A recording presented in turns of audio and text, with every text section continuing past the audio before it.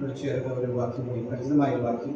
ഉൽപ്പത്തി പുസ്തകം 22-ാം അധ്യായം അതിൻ്റെ 2 വാക്യങ്ങൾ വായിക്കുന്നു. ഉൽപ്പത്തി പുസ്തകം ജെനസിസ് ചാപ്റ്റർ 22 വേഴ്സസ് 1 and 2.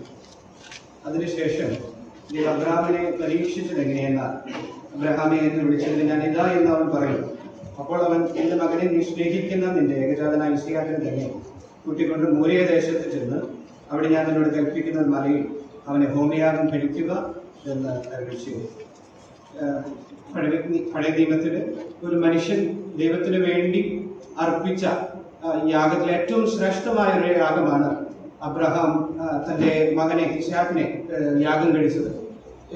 ദൈവം പുത്രനെ യാഗം കഴിച്ചതിൽ അനേക സാമ്യങ്ങൾ നമുക്കിതിൽ കാണാൻ കഴിയും. തനിക്ക് ഒരേ ഒരു മകനായിരുന്നു, ഏകജാതനായൊരു മകൻ.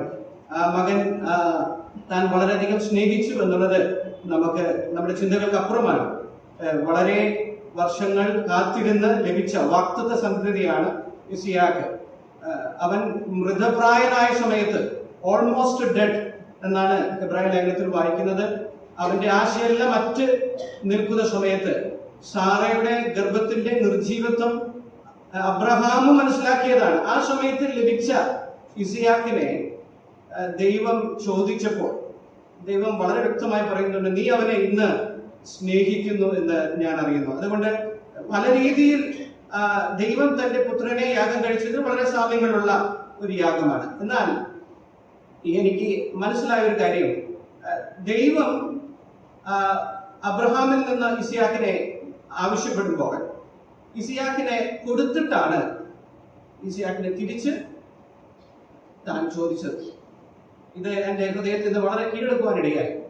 എന്നാൽ ദൈവം തൻ്റെ പുത്രനെ നമ്മൾക്ക് ഏൽപ്പിച്ച് തരികയായിരുന്നു. അവൻ ആർക്കും കടപ്പെട്ടവനല്ല. എന്നാൽ ഇസ്ഹാക്കിനെ അബ്രഹാമിന് വളരെ വ്യക്തമായിട്ട് അറിയാം, ഇത് ദൈവം എനിക്ക് തന്നതാണ്.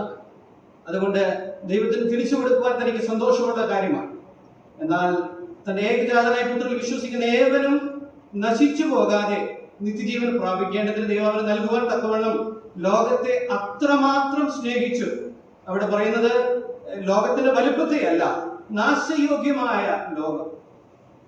സ്ഥിരനിർണയത്താലും മുന്നറിവിനാലും ദൈവം തന്റെ പുത്രനെ ഏൽപ്പിച്ചു തന്നു എന്ന് ആവർത്തിച്ച് നമുക്ക് അപ്പോസ്തലപ്രവൃത്തികൾ വായിക്കാൻ കഴിയും. ഏൽപ്പിച്ചു തന്നു.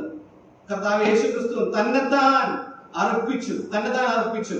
We can go to hell today unsaved. അത് നമ്മൾ അറിയുന്നു. But we can never go to hell unloved.